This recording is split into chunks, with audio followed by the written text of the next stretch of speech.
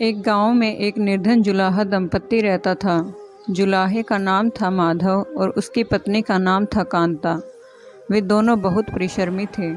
सारा दिन काम करते, सुंदर सुंदर कपड़े बनाते थे, किंतु उनके बने कपड़ों की उनको अच्छी कीमत नहीं मिल पाती थी। फिर भी जो मिलता वे उसी में संतुष्ट रहते और एक टूटी फूटी झोपड़ी में रहकर अपना जीवन व्यतीत कर रहे थे। वे बहुत संतोषी स्वभाव के थे। वह दोनों भगवान श्री कृष्ण के अनन्य भक्त थे। दिन भर के परिश्रम के बाद जो भी समय मिलता उसे वे दोनों भगवान के भजन कीर्तन में बिता देते थे। माधव के पास एक तानपुरा और एक खड़ताल थी। जब वह दोनों मिलकर भजन गाते तो कृष्णा तानपुरा बजाता और उसकी पत्नी खड़ताल। फिर तो दोनों भगवान के भजन में ऐसा डूब जाते कि उनको अपनी भूख प्यास की भी चिंता नहीं रहती।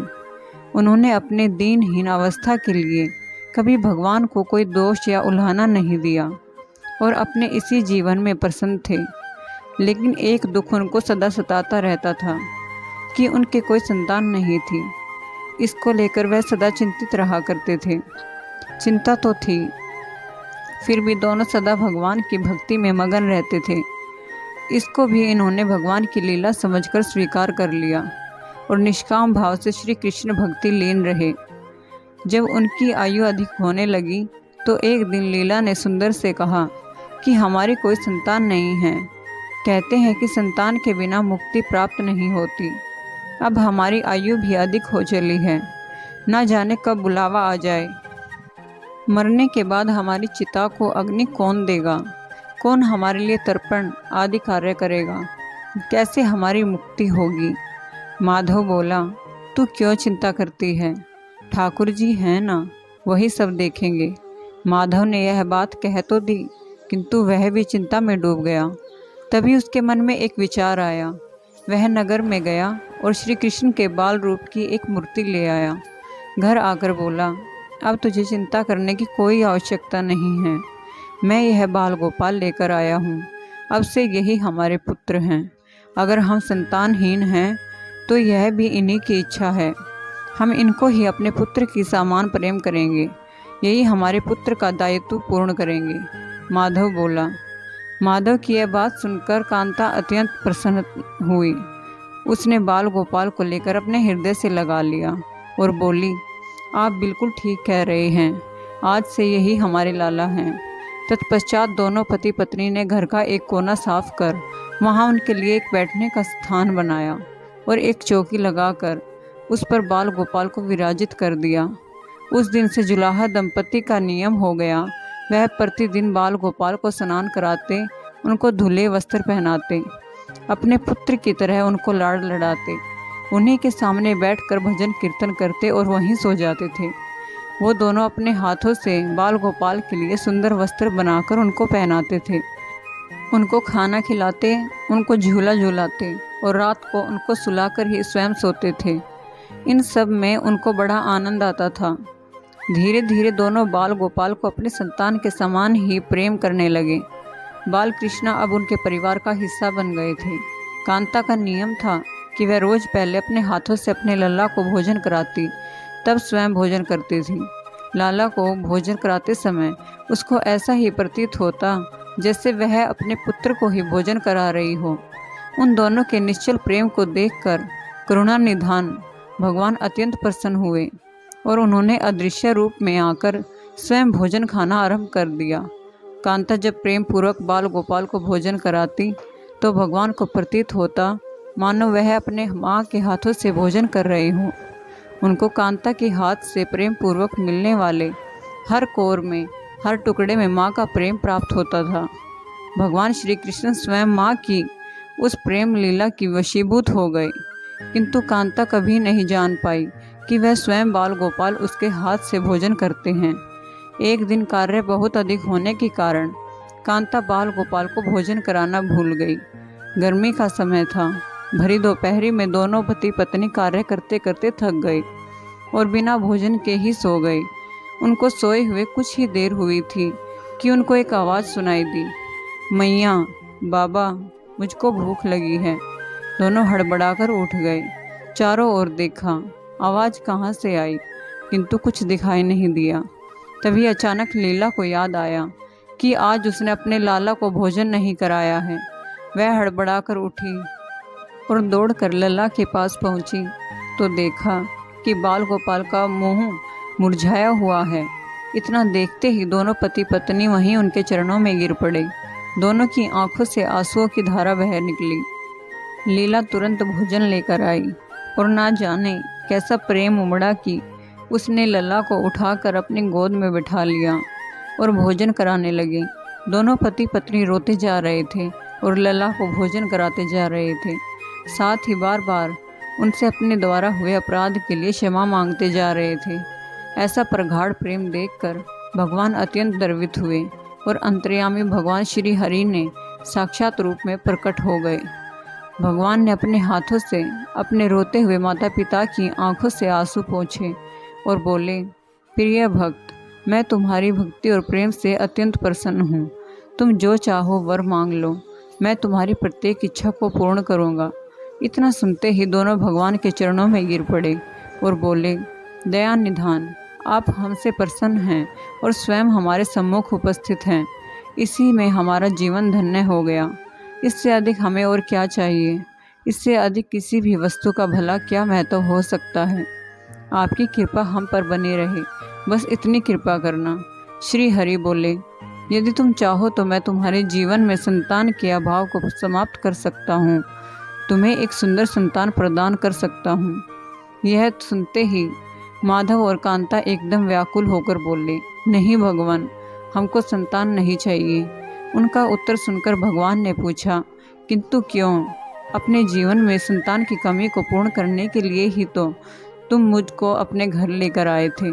यह सुनकर वह दोनों बोले, प्रभु, हमको भय है कि यदि हमको संतान प्राप्त हो गई तो हमारा मोह उस संतान के प्रति बढ़ जाएगा और हम अब की तरह आपकी सेवा नहीं कर पाएंगे।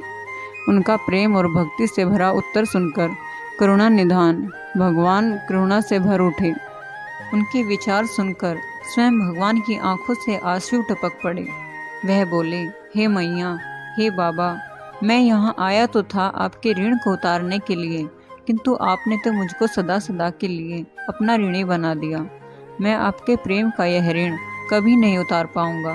मैं सदा सदा तुम दोनों का ऋणी रहूंगा।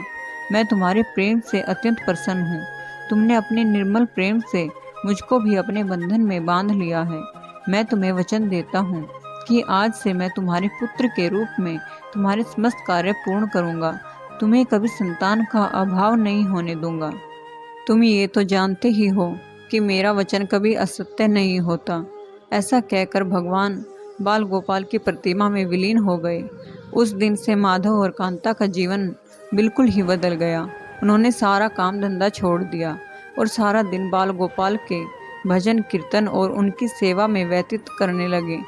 भजन करते हुए उनको न भूख सताती न प्यास लगती थी। उन्होंने सभी प्रकार की इच्छाओं का पूर्ण रूप से त्याग कर दिया। अब माधव कभी कोई कार्य करता तो केवल अपने बाल गोपाल के लिए सुंदर सुंदर वस्त्र बनाने का काम करता था। उनके सामने जब भी कोई परेशानी आती, बाल गोपाल ही एक बालक के रूप में उपस्थित हो जाते और उनके समस्त कार्य पूर्ण कर देते थे। वह दंपत्ति और बालक गांव भर में चर्चा का विषय बन गए, किंतु गांव में कोई भी यह नहीं जान पाया कि वह बालक कौन है, कहाँ से आता है और कहाँ चला जाता है। धीरे धीरे समय बीतने लगा। अब जुलाहे दंपत्ति बूढ़े हो चले थे, किंतु भगवान की कृपा उन पर बनी रही। अब दोनों की आयु पूर्ण होने का समय आ चला था। भगवत प्रेरणा से उनको यह ज्ञात हो गया था कि अब उनका समय पूरा होने वाला है। इसी के चलते एक दिन दोनों ने भगवान को पुकारा। ठाकुर जी तुरंत प्रकट हो गए और उनसे उनकी इच्छा जाननी चाहिए। दोनों भक्त दंपत्ति भगवान के चरणों में प्रणाम करके बोले, हे प्रभु, हमने अपने पूरे जीवन में आपसे कभी कुछ नहीं मांगा, किंतु अब जीवन का अंतिम समय आ गया है, इसलिए आपसे कुछ मांगना चाहते हैं। भगवान बोले, निसंकोच होकर अपनी कोई भी इच्छा हो कहो। मैं वचन देता हूँ कि तुम्हारी प्रत्येक इच्छा को पूर्ण करूँगा। तब बाल गोपाल के अगाध प्रेम में डूबे हुए उस वृद्ध दंपत्ति बोले, हे नाथ, हमने अपने पुत्र के रूप में आपको देखा है। आपने भी पुत्र के समान ही हमारी सेवा की है। अब वह समय आ गया है जिसके लिए कोई भी माता पिता पुत्र की कामना करते हैं। हे दीन बंधु, हमारी इच्छा है कि हम दोनों पति पत्नी के प्राण एक साथ निकले। हे दया निधान, जिस प्रकार एक पुत्र अपने माता पिता की अंतिम क्रिया करता है और उनको मुक्ति प्रदान करता है, उसी प्रकार हे परमेश्वर, हमारी अंतिम क्रिया आप अपने हाथों से कर हमें मुक्ति प्रदान करें। श्री हरि ने दोनों को उनकी इच्छा पूर्ण करने का वचन दिया और बाल गोपाल के विग्रह में विलीन हो गए। अंत में वह दिन आ पहुंचा जब प्रत्येक जीव को यह शरीर छोड़ना पड़ता है। दोनों वृद्ध दंपत्ति बीमार पड़ गए। उन दोनों की भक्ति की चर्चा गांव भर में थी, इसलिए गांव के लोग उनका हाल जानने उनकी झोपड़ी के पास आ गए। किंतु उन दोनों का ध्यान तो श्री हरि में रम चुका था। उनको नहीं पता कि कौन आया है और कौन नहीं। तभी अचानक एक चमत्कार हुआ। जुलाहे की झोपड़ी एक तीव्र और अलौकिक प्रकाश से भर उठी। वहां उपस्थित समस्त लोगों की आंखें बंद हो गई। किसी को कुछ भी दिखाई नहीं पड़ रहा था। कुछ लोग तो झोपड़ी से बाहर आ गए, कुछ वहीं धरती पर बैठ गए। तभी श्री हरि अपने दिव्य चतुर्भुज रूप में प्रकट हुए। उनकी अप्रतिम शोभा समस्त सृष्टि को आलोकित करने वाली थी, जो वातावरण में एक दिव्य सुगंध भर गई। वे अपनी मंद मंद मुस्कान से अपने उन भक्त माता पिता की ओर देख रहे थे। उनका यह दिव्य रूप देखकर दोनों वृद्ध अत्यंत आनंदित और मंत्रमुग्ध होए जा रहे थे। अपने दिव्य दर्शन से दोनों को तृप्त करने के बाद करुणामयी लीलाधारी समस्त सृष्टि के पालन करता श्री हरि वहीं उन दोनों के निकट धरती पर ही उनके सिरहाने बैठ गए। भगवान ने उन दोनों भक्तों का सिर अपनी गोद में रख लिया, उनके शीश पर प्रेम पूर्वक अपना हाथ रखा। तत्पश्चात अपने हाथों से उनके नेत्र बंद कर दिए। इतना करते ही तत्काल दोनों के प्राण निकलकर श्री हरि में विलीन हो गए। पंचभूतों से बना शरीर पंचभूतों में विलीन हो गया। कुछ समय बाद जब वह दिव्य प्रकाश का लोप हुआ तो सभी उपस्थित ग्रामीणों ने देखा कि वहाँ ना तो माधव था और ना ही कांता थी और ना ही बाल गोपाल। बचे थे तो मात्र कुछ फूल जो धरती पर पड़े थे और एक दिव्य सुगंध जो वातावरण में चारों ओर फैली थी। विस्मित ग्रामीणों ने श्रद्धा से उस धरती को नमन किया।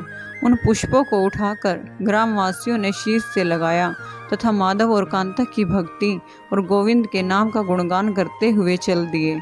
उन पुष्पों को श्री गंगा जी में विसर्जित करने के लिए। सच्चा भक्त वह है जो एक क्षण के लिए भी भक्ति से विमुख नहीं होता, अर्थात जिसका चित्त ईश्वर में अखंड बना रहता है, वही सच्चा भक्त कहलाता है। सरल शब्दों में कहें तो भक्ति के अंतिम चरण का अनुभव करने वाले को ही भक्त कहते हैं। जय जय श्री राधे।